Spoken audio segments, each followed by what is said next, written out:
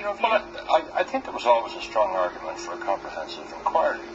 And there had been 3 official reports into what went wrong, all 3 of them very interesting and valuable reports.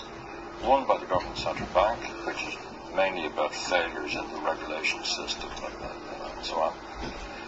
One by 2 people called Reagan and Watson, which was mostly about the macroeconomic background and the loose budgetary policies and things like that that preceded the crash.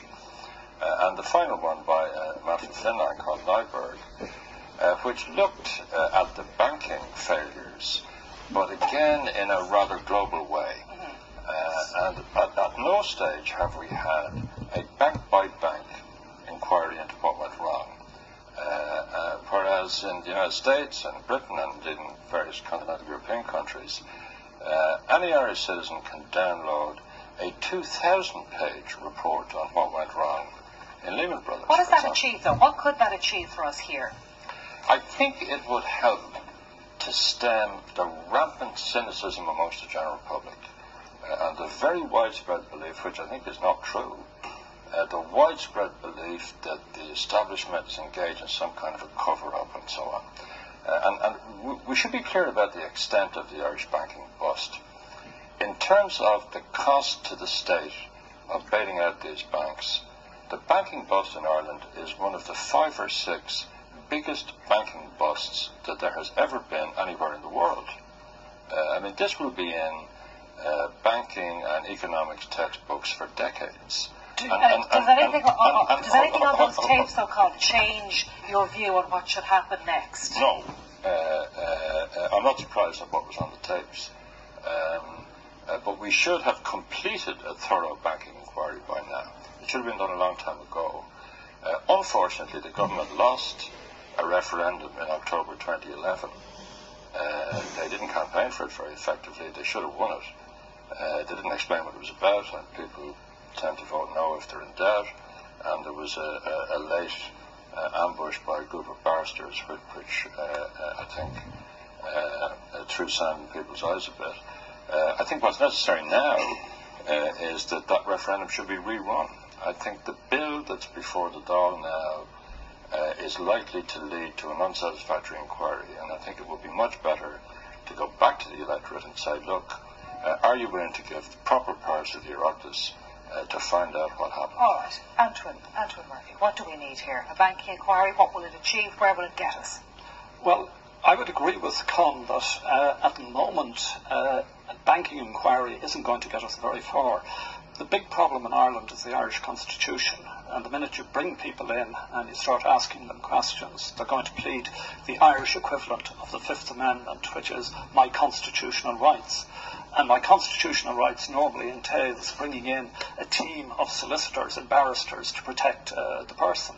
And at the end of the day, I think you get very, very little out of that process. Because what's on the table now will allow this parliamentary inquiry, whenever it happens, to compel witnesses, but it won't be able to make findings against individuals. So you may have people coming in there who are compelled to give evidence, bring their legal team, or going to the courts to try and bring their legal team in with them. Yep.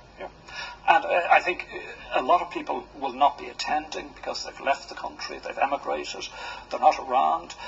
You will have European officials who will not turn up. And then you will have many of the administrators and civil servants who are involved in this, and many of them are quite culpable also. They'll be suffering from gross amnesia. So what are you saying should happen then?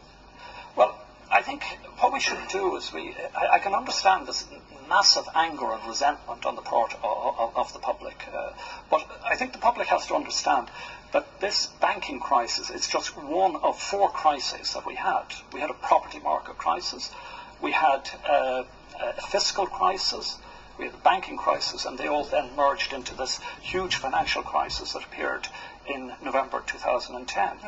Now, if we're going to start bringing in the bankers, we should also be talking to the politicians, because the politicians are very, very culpable in terms of the type of fiscal policy. Kelly said today that politicians would be brought in to any inquiry if it happened. I want to come to Noel Real and get your view on what type of inquiry, if any, Noel, should happen now. I think the concern would be is that the politicians would content themselves with bringing in politicians and not looking at the wider context. I agree with Colin. I think there does need to be a bank-by-bank inquiry.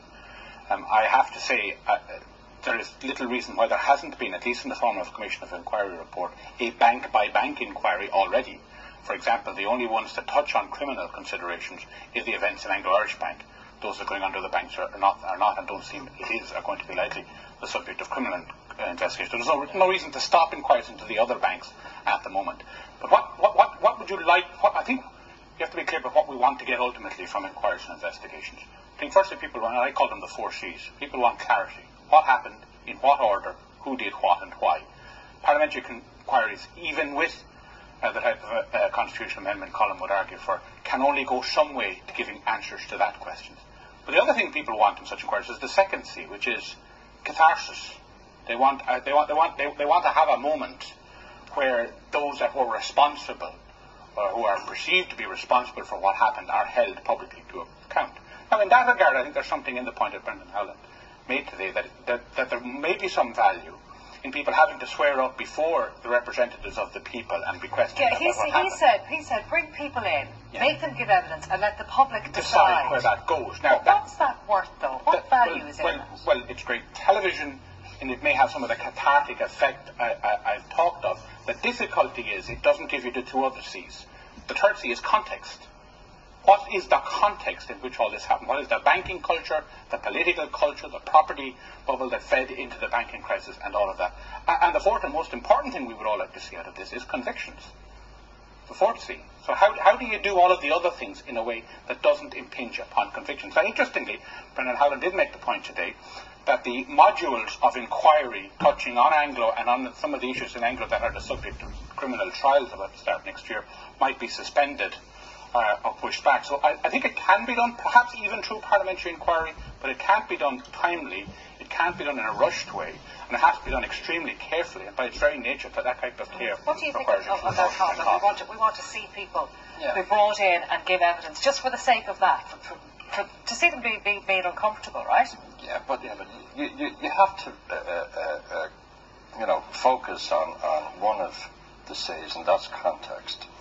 Some people will remember that about 10 years ago, AIB lost $600 million in Baltimore. There was a rogue trader who was betting on I think it was the yen exchange rate or whatever, and he managed to vaporize $600 million. Within a few months, the bank had issued a very detailed report themselves to their own shareholders saying, this is what happened, this guy did this, a few people had their careers ended, there was a big shake-up in AIB, and it was, the amount of money that this gent lost was about 1/40 of what AIB has managed to vaporize in the loan write-offs. It will be 20 billion euros by the time the dust settles. There's been a paragraph in an annual report. The company hasn't even explained to its own shareholders who've lost all of their money, as indeed they should do. That's capitalism. In Anglo, both Anglo and Nationwide have lost in or about half their loan book. There were appalling losses in some of the British banks here. Bank of Scotland, Ireland, Ulster, National Irish Bank, which is owned by a Danish bank, had huge losses, and so on.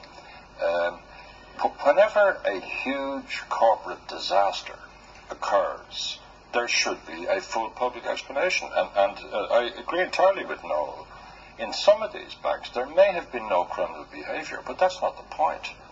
These are massive disasters. It would be easier to inquire into them. Okay, and to a very final point. There wasn't criminal behaviour for the most part. There was an awful lot of stupidity.